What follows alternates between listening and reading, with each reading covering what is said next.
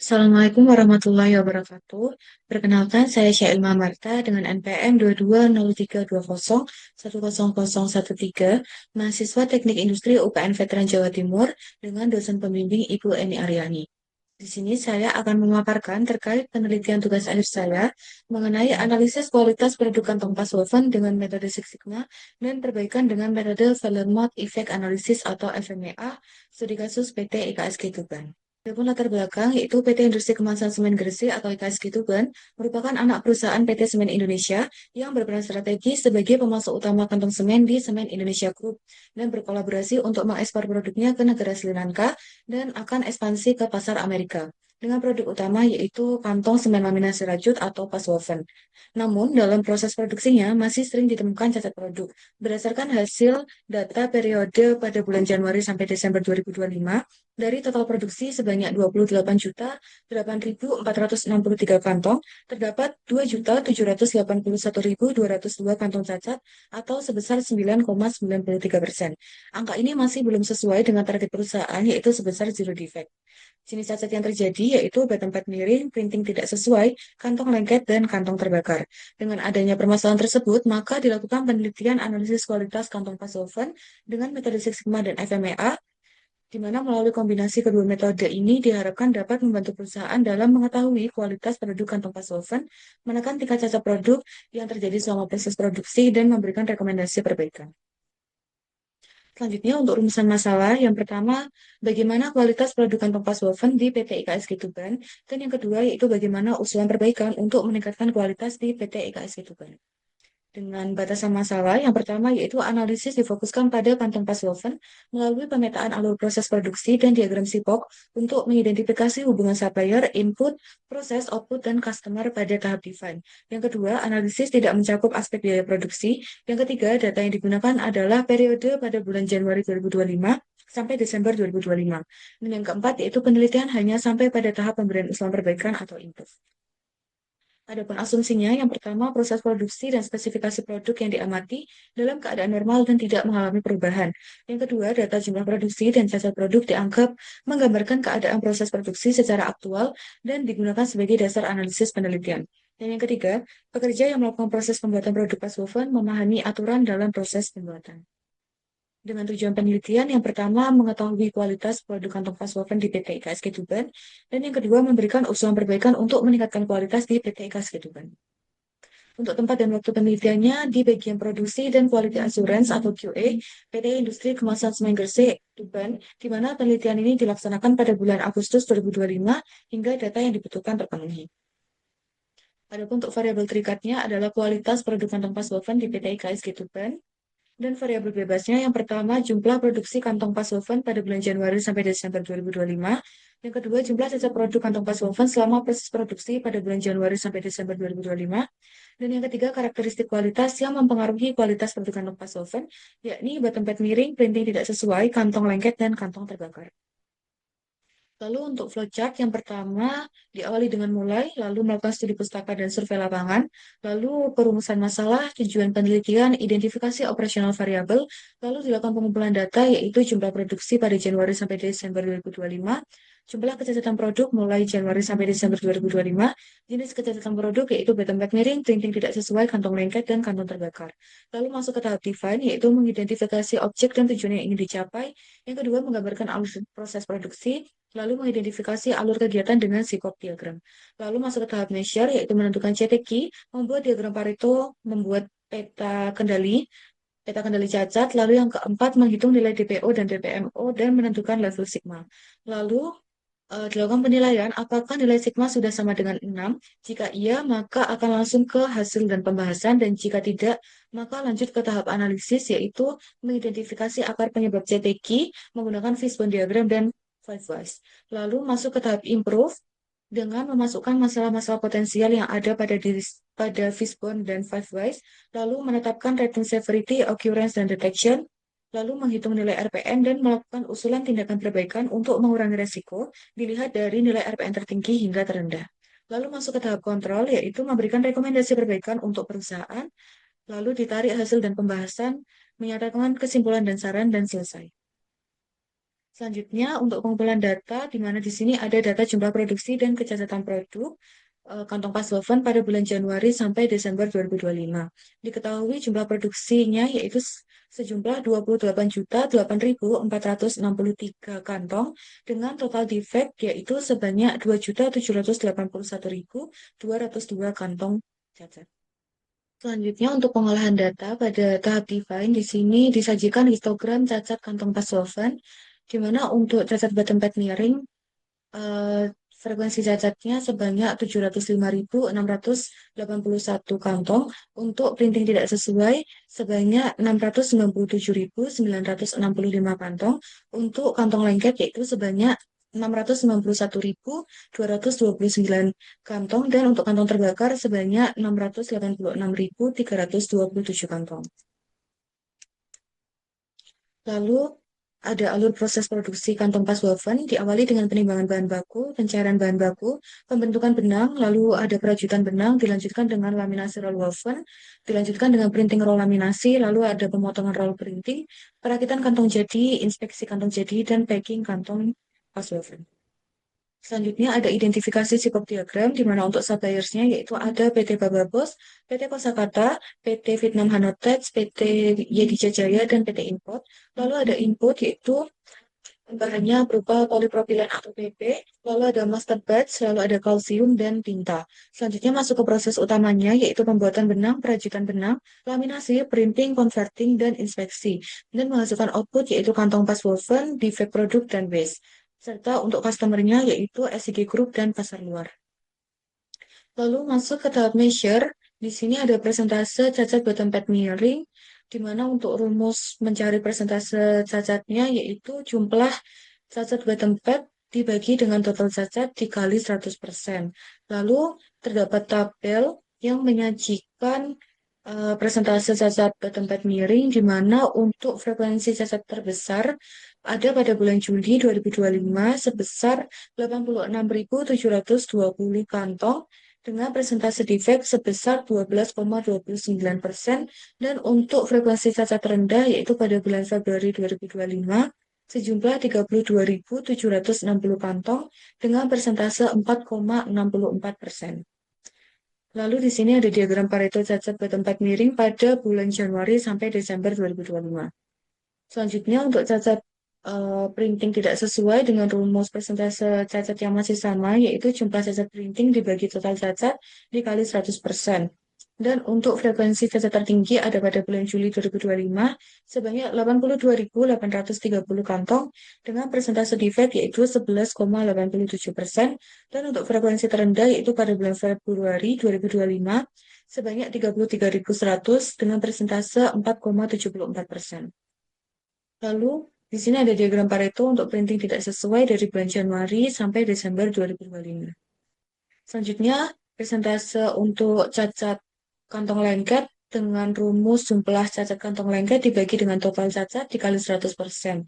Di mana untuk frekuensi tertingginya pada bulan Juli 2025 sebanyak 82.180 dengan persentase defectnya yaitu 11,89%, dan untuk frekuensi terendahnya pada bulan Februari sebanyak 32.102 dengan persentase 4,64%.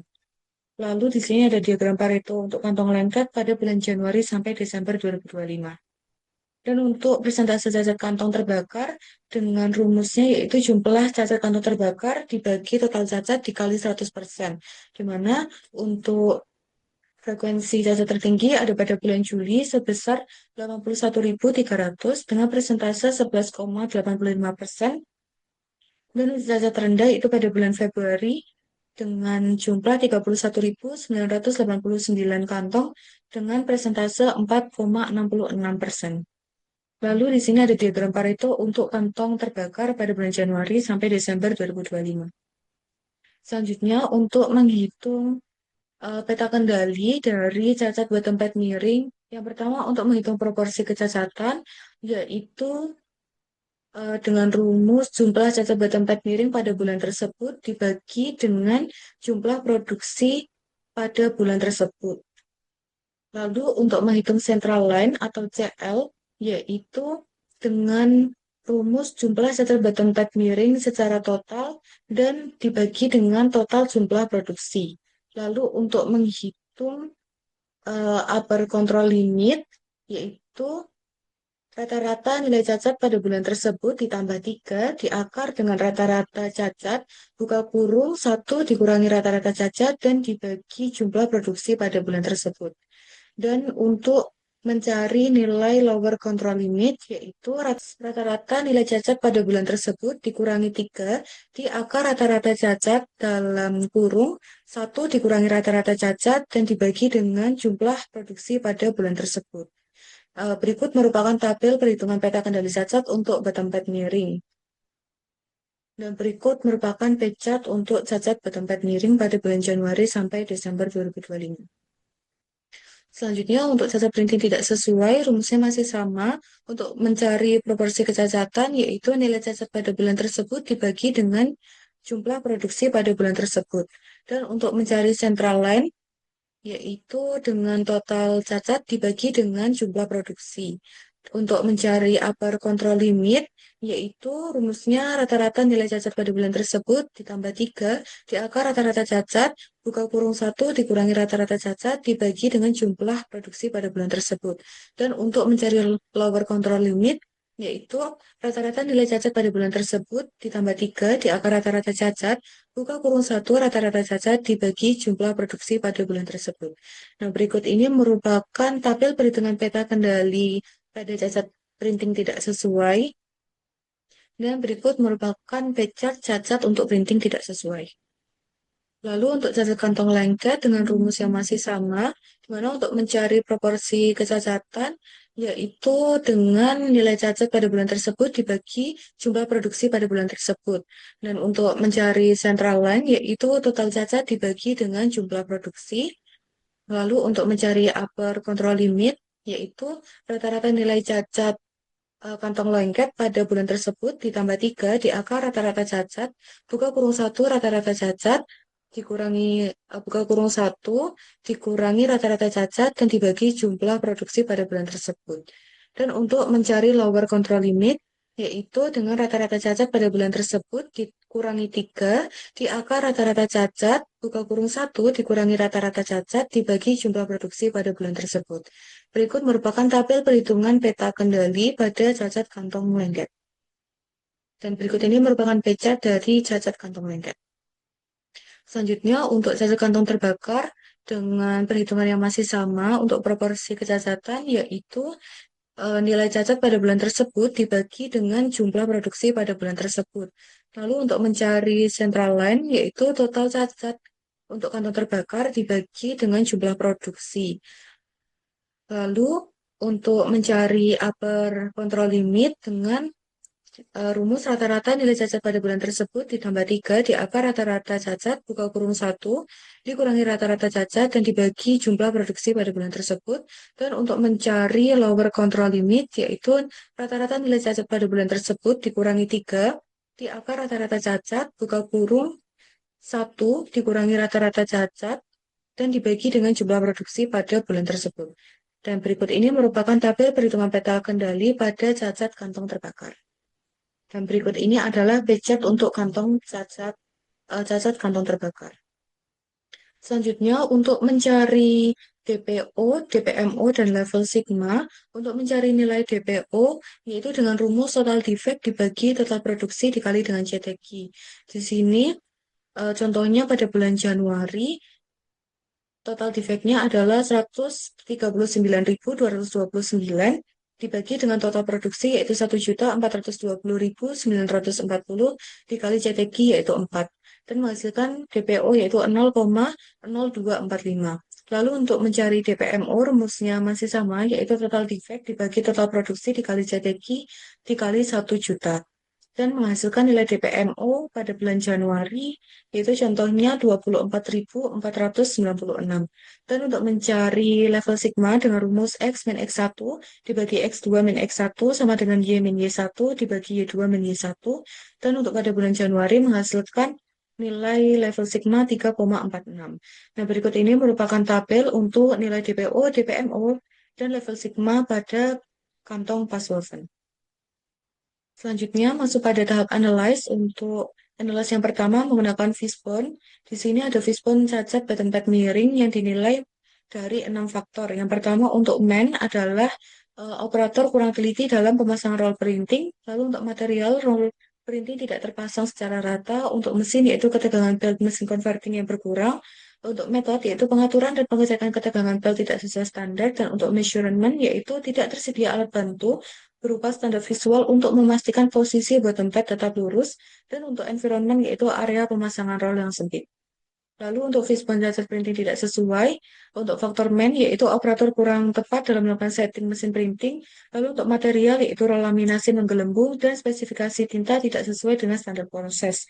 Lalu untuk metode yaitu unit corona treatment tidak diaktifkan sebelum printing, untuk mesin yaitu mesin printing yang kotor akibat sisa tinta yang mengeras.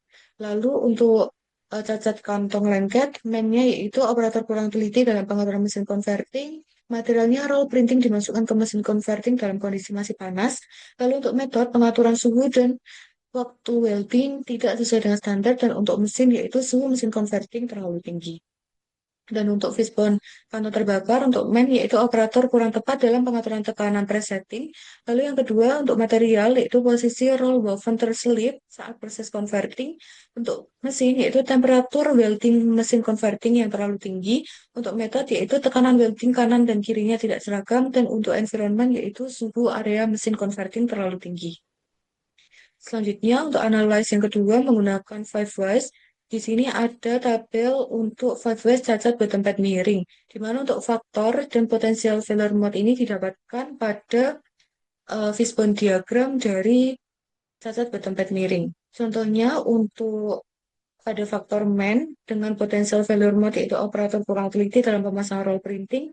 W1-nya adalah operator tidak menyetel posisi roll printing secara presisi saat pemasangan. Lalu W2-nya adalah operatornya kurang fokus dan teliti pada saat proses setup mesin. Yang W ketiga yaitu proses setup mesinnya dilakukan dalam kondisi terburu-buru.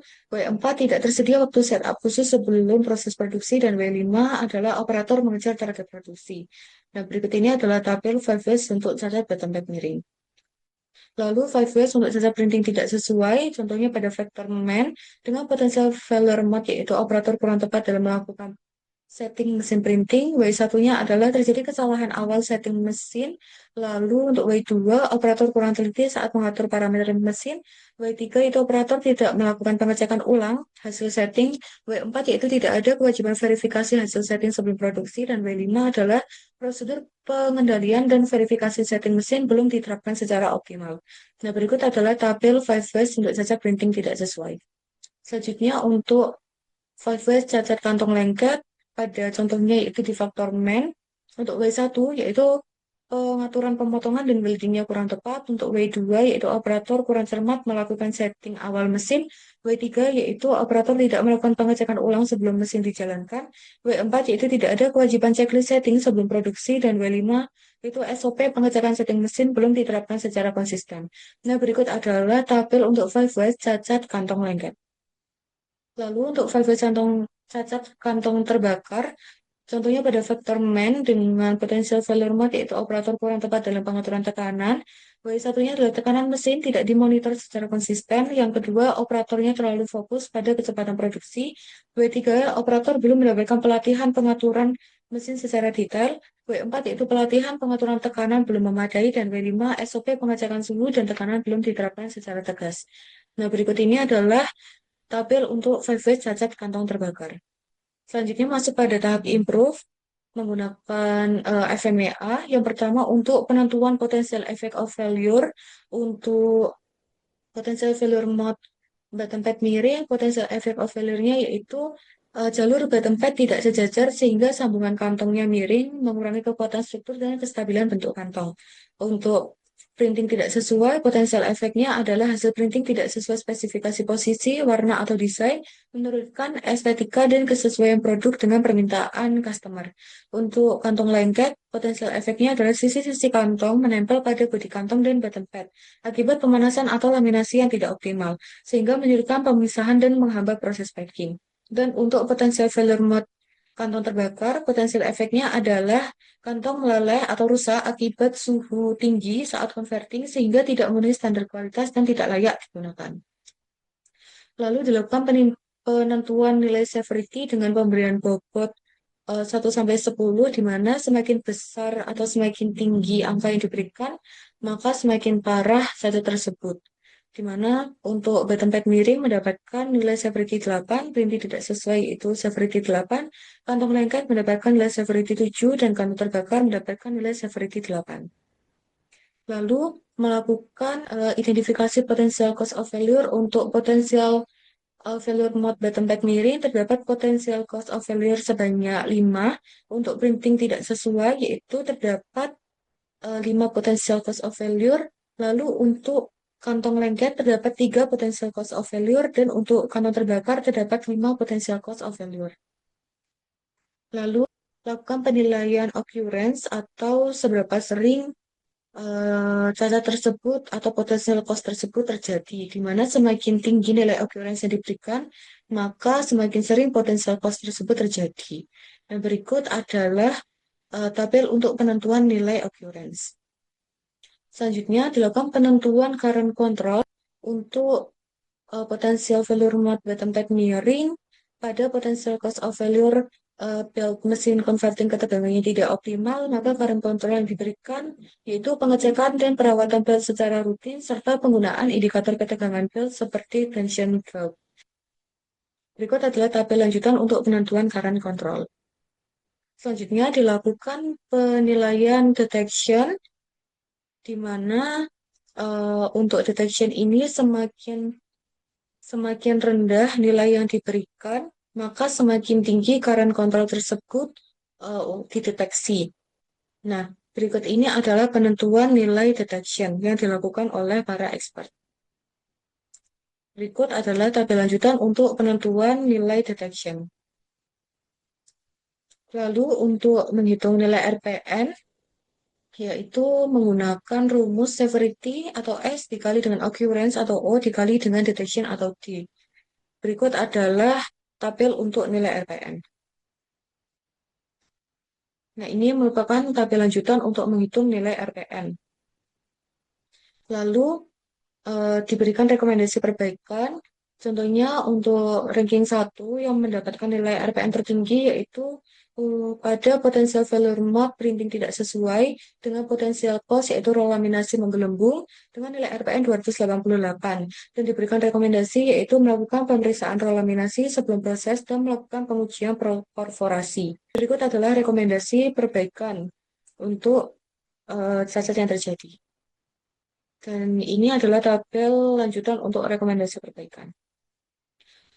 Berdasarkan penelitian yang telah dilakukan di PT IKSG Tuban, maka dapat diperoleh kesimpulan yang pertama, kualitas produk kantong pas woven pada bulan Januari sampai Desember 2025 mengidentifikasi 4 jenis cacat yang terjadi, yaitu bottom pad miring, printing tidak sesuai, kantong lengket, dan kantong terbakar, dengan jumlah cacat tertinggi hingga terendah secara berurutan adalah bottom pad miring sebesar 705.681 kantong atau 25,37%. Lalu cacat printing tidak sesuai sebesar 697.965 kantong atau 25,09%.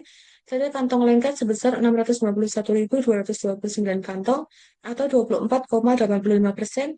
Dan cacat kantong terbakar sebesar 686.327 kantong atau 24,67%. Berdasarkan hasil pengolahan data dengan metode Six Sigma di PT IKSG Tuban, diketahui nilai rata-rata DPMO yaitu sebesar 24.788 dengan nilai rata-rata Sigma sebesar 3,46, yang menunjukkan bahwa kualitas pada proses produksi kantong pas woven sudah cukup baik, namun masih terdapat peluang untuk perbaikan menuju level yang lebih tinggi. Lalu untuk kesimpulan yang kedua, rekomendasi perbaikan yang diberikan untuk meminimasi adanya kecacatan berdasarkan 5 faktor RPN tertinggi. Yang pertama untuk RPN 288 pada kecacatan printing tidak sesuai. Setelah perbaikan, melakukan pemeriksaan kondisi roll laminasi sebelum proses printing dan melakukan pengujian perforasi. Lalu untuk RPN tertinggi kedua, 224 pada kecacatan bottom pad miring, disebabkan tidak tersedianya acuan visual atau standar pengukuran kelurusan material, dan diberikan rekomendasi yaitu penyusunan dan penerapan standar visual kelurusan material dengan kejelasan batas toleransi yang wajib diverifikasi operator sebelum proses produksi. Lalu nilai RPM yang ketiga sebesar 192 pada kecacatan bottom pad miring disebabkan oleh pemasangan roll printing yang kurang lurus. Dengan rekomendasi perbaikan yang diusulkan adalah penggunaan penanda visual atau jig pemasangan roll printing untuk memastikan posisi roll printing sejajar.